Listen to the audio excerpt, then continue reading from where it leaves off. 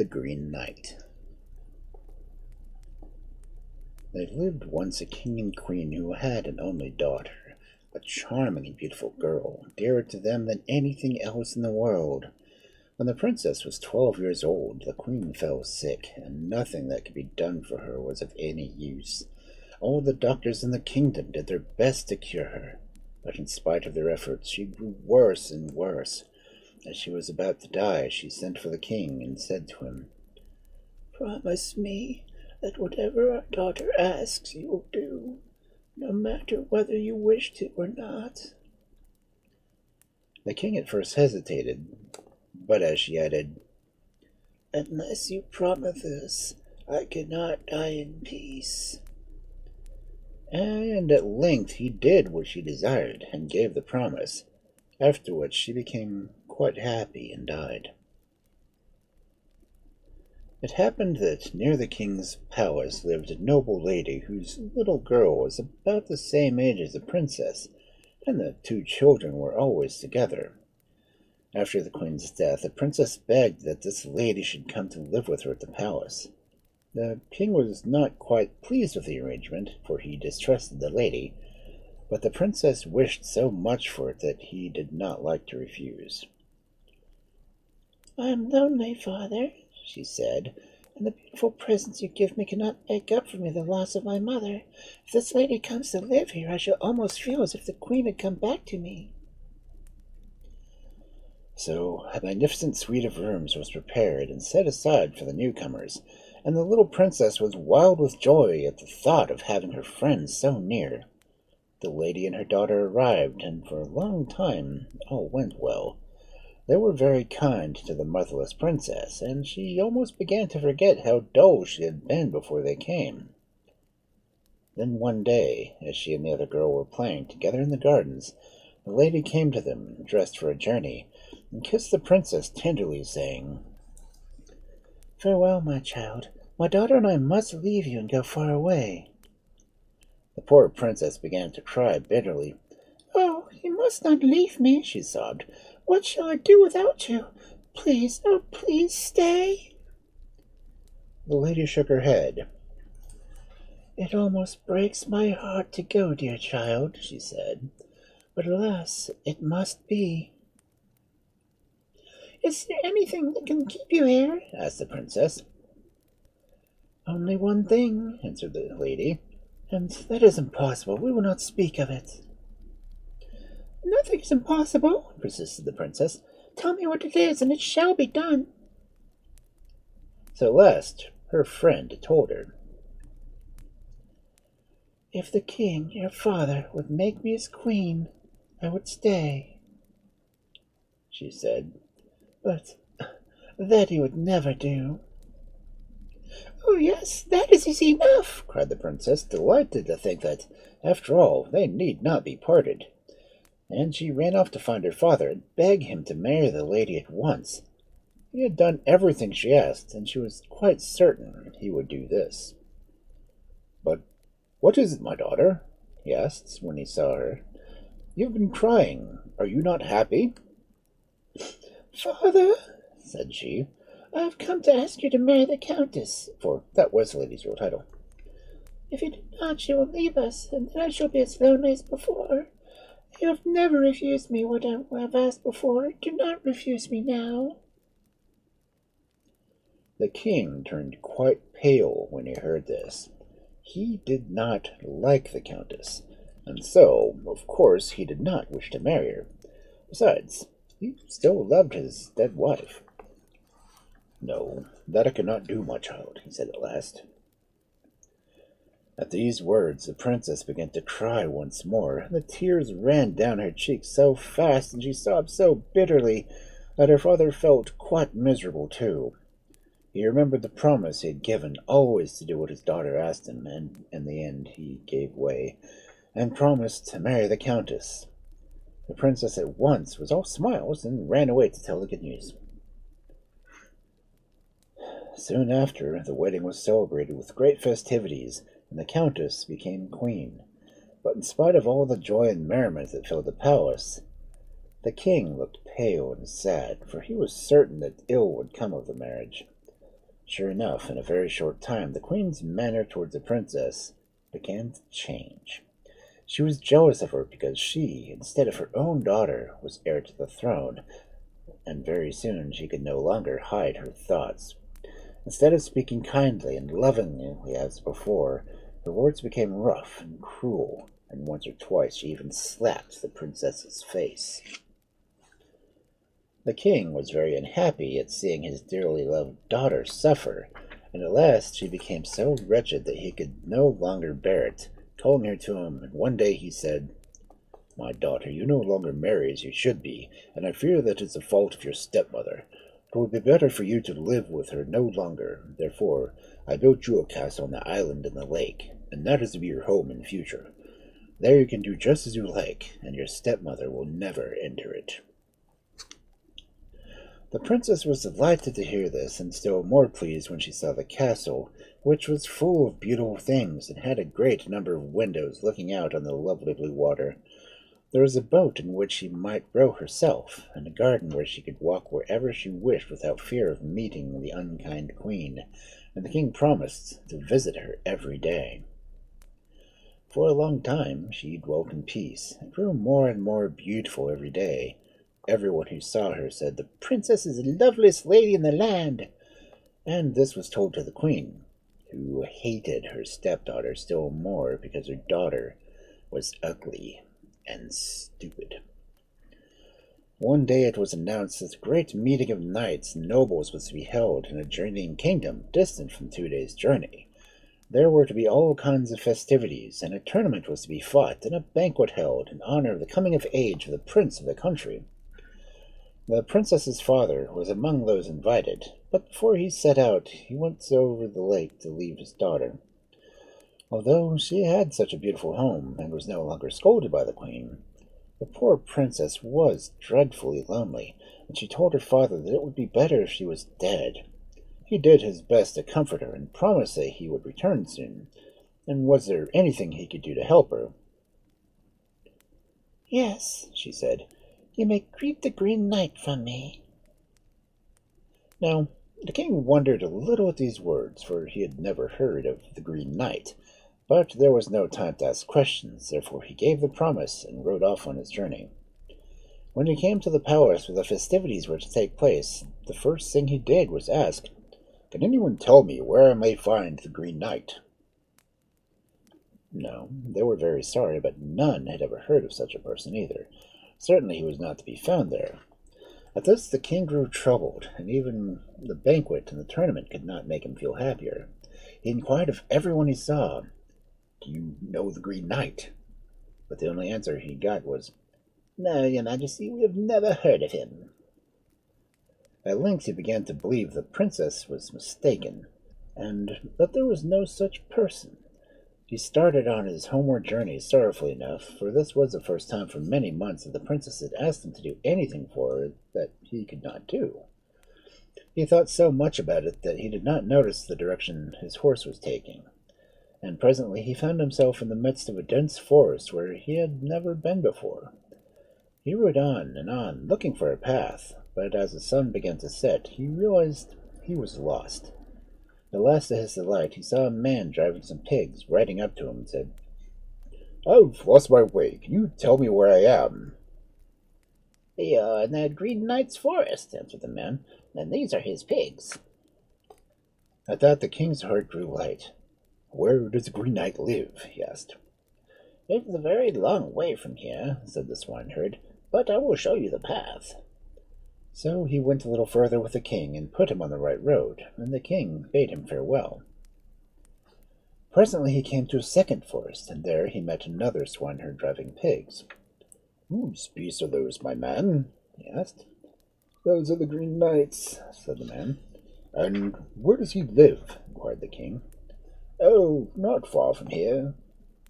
Then the king rode on, and about midday he reached a beautiful castle standing in the midst of the loveliest garden you possibly imagine, where fountains played in marble basins, and peacocks walked on smooth lawns. On the edge of a marble basin sat a young and handsome man, who was dressed from head to foot in a suit of green armor, who was feeding the goldfish which swam in the clear water. "This must be the Green Knight," thought the king, and going up to the young man, he said courteously, "I've come, sir, to give you my daughter's greeting, but I have wandered far and lost my way in your forest." The knight looked at him for a moment, as though puzzled. "I have never met either you or your daughter," he said at last, "but you are very welcome all the same." And he waved his hand towards the castle. However, the king took no notice and told him that his daughter had sent the message to the Green Knight, and as he was the only Green Knight in the kingdom, this message must be for him. "You must pass the night with me here," said the knight, and as the sun was already set, the king was thankful to accept the invitation. They sat down in the castle hall to a magnificent banquet, and although he had traveled much and visited many monarchs in their palaces, the king had never fared better than at the table of the Green Knight, whilst his host himself was so clever and agreeable that he was delighted and thought, what a charming son-in-law this knight would make. Next morning, when he was about to set forth on his journey home, the Green Knight put into his hand a jeweled casket, saying, "Will your highness graciously condescend to carry this gift to the princess, your daughter? It contains my portrait, that when I come she may know me. For I feel certain that she is the lady I have seen night after night in a dream, and I must win her for my bride." The king gave the knight his blessing, and promised to take the gift to his daughter. With that he set off, and ere long reached his own country. The princess was awaiting him anxiously when he arrived, and ran in his arms in joy of seeing her dear father again. "Did you see the Green Knight?" she asked. "Yes," answered the king, drawing out the casket the knight had sent, "and he begged me to give this to you, so that you might know him when he arrives, and not mistake him for somebody else." When the princess saw the portrait, she was delighted, and exclaimed, "It is indeed the man I have seen in my dreams. Now I shall be happy, for he and no other shall be my husband." Very soon the Green Knight arrived, and he looked so handsome in his green armor, with a long green plume from his helmet, that the princess fell still more in love with him than before, and when he saw her, he recognized her as a lady whom he had often dreamt of, and immediately asked her to be his bride. The princess looked down and smiled as she answered him. "We must keep this secret from my stepmother until the wedding day," she said, "for otherwise she will find a way to do us some evil." "As you please," replied the prince, "but I must visit you daily, for I can no longer live without you. I will come early in the morning and not take leave until dark. Thus the queen will not see me row across the lake." For a long time the Green Knight visited the princess every day, and spent many hours wandering with her through the beautiful gardens, where they knew the queen could not see them. But secrets, as you know, are dangerous things. And at last, one morning, a girl who was in service of the palace happened to be walking by the lake early in the morning, and beheld a wonderfully handsome young man in a beautiful suit of green satin come down to the edge of the lake. Not guessing that he was watched, he got into a little boat that lay moored at the bank, and rowed himself over to the island where the princess's castle stood.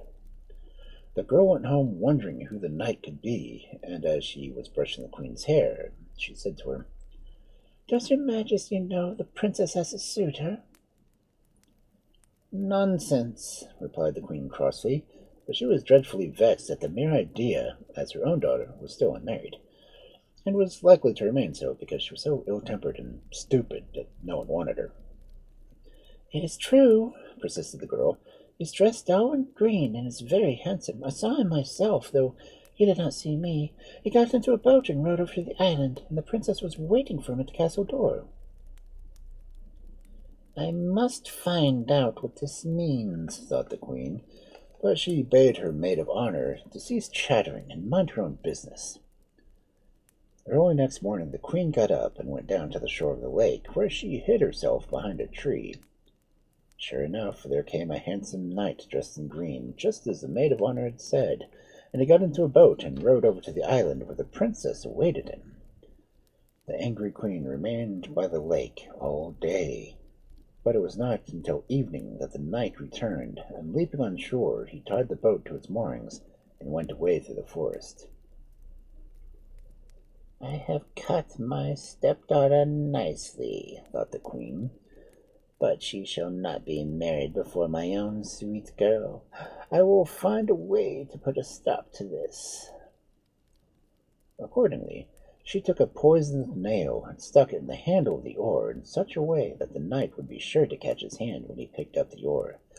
Then she went home laughing, very much pleased with her creations. The next day the Green Knight went to visit the princess as usual, but directly he took up the oars to row over to the island, he felt a sharp scratch on his hand.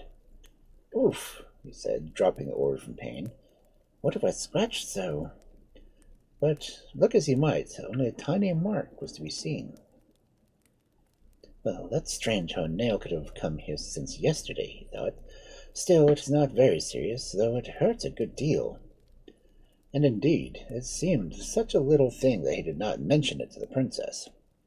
However, when he reached home that evening, he felt so ill he was obliged to go to bed, but with no one to tend him except his old nurse. But of this, of course, the princess knew nothing, and the poor girl, fearing lest some evil should have befallen him, or some other maiden more beautiful than she would have stolen his heart from her, grew almost sick with waiting. Lonely indeed she was, for her father, who would have helped her, was traveling in a foreign country, and she did not know how to obtain news of her lover. In this matter time passed away, and one day, as she sat by the open window crying and feeling very sad, a little bird came and perched on the branch of a tree that stood just underneath. It began to sing, and so beautifully that the princess was obliged to stop crying and to listen to it, and very soon she found out that the bird was trying to attract her attention.